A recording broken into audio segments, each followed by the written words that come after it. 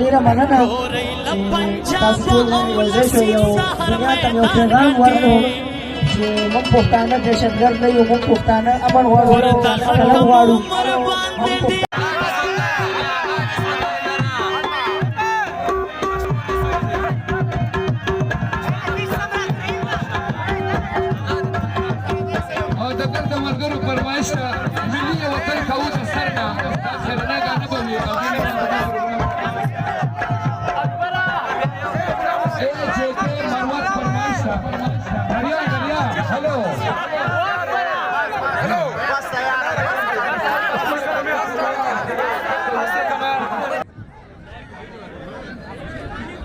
हेलो, मैं अपने साथियों से गुजारिश करता हूं कि कोई सिफारिश करने के लिए आगे ना आए, क्योंकि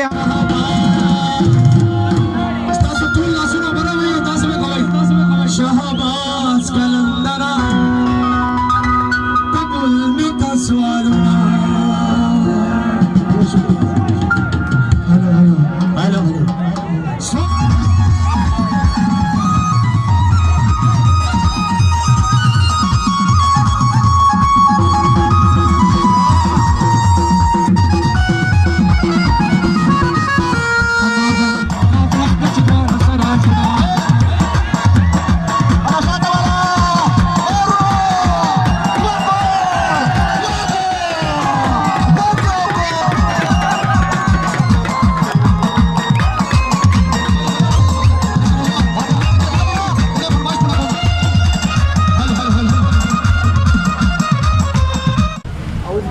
शेरवानजीम बिस्मिल्लाहिर्रहमानिर्रहीम.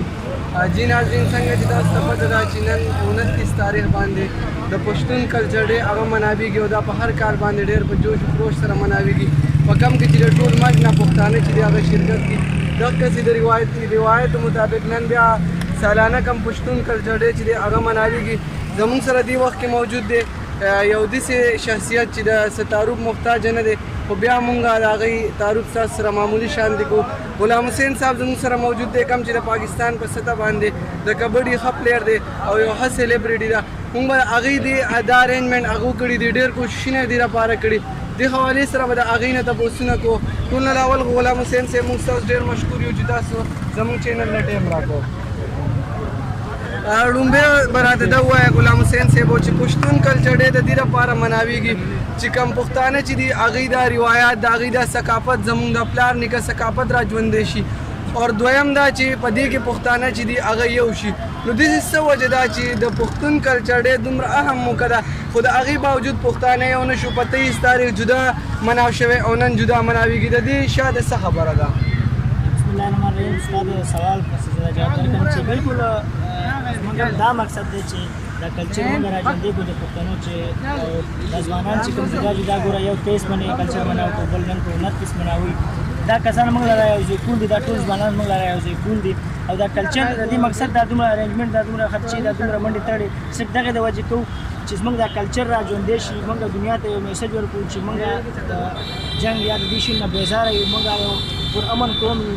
موږ دا ځوانان د شي نه بیزاره دي، موږ له تعلیم قلم پکار دی، ماشین نه دی پکار. او بله خبره دا چې څه لږې ډېرې مسلې دي چې هغې د وجې زموږ دا ځوانان را یو کېږي نه. یو په 23 تاریخ باندې پښتون کلچر ډے مناو کړو، هغه هم ډېر په زبردست مناو شو. اوس دا 29 تاریخ باندې ډېر زبردست ریلي چې کوم کیفې ټلیفون نه اوس موږ وباسو انشاءالله خپل سټیټ طرف ته روانېږي. انشاءالله بس کوشش به کوو چې دا پښتانه دا ځوانان را یو. ستاسو دا ریلي چې ده د دې تاسو به کم ځای ته ځئ او په دې کې داسې خاص سیلیبریټي تاسو انوایټ کړي دي که نه؟ او بالکل دې کې خو ډېر شخصیتونه را روان دي، وحید چکزی او شاه فاروق صاحب هم چې انشاءالله اراده ده چې شاه فاروق صاحب را شي.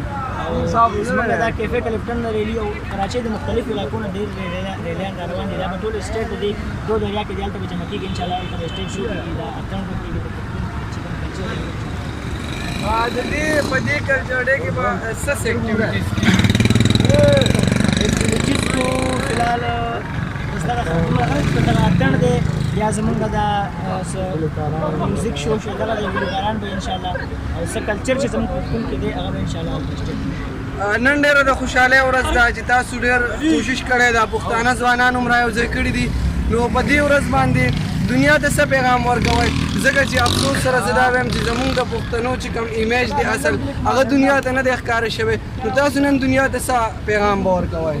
بس دنیا ته اوس موږ دغه پیغام دی اول ما وی بیا هم ته وایم چې موږ اکثر چې کوم یو ډرامه یا چې شی جوړېږي چې دهشتګردي لباس یې هغه د پښتنو لباس نه کوي موږ هغه یو پیغام ورکول غواړو چې موږ دهشتګردان نه یو موږ یو پرامن قوم یو زموږ ځوانان د جنګونو منګونه دا نه غواړي زموږ ځوانان قلم غواړي زموږ ځوانان د خپل کلچر دی د وجه راښکاره کوي چې زموږ یو مسؤلیت کوم کلچر دی هغه راښکاره کړو د زموږ چې دهشتګرد نه یو دا راښکاره جی ډېره مننه تاسو دلته دې خبرې واورېدې چې د دې لاره کې چې پښتنو ستاسو مقصد چې دی هغه تعلیم حاصل ول دی قلم اخیستل په لاس کې بندوق اخیستل ډېره مننه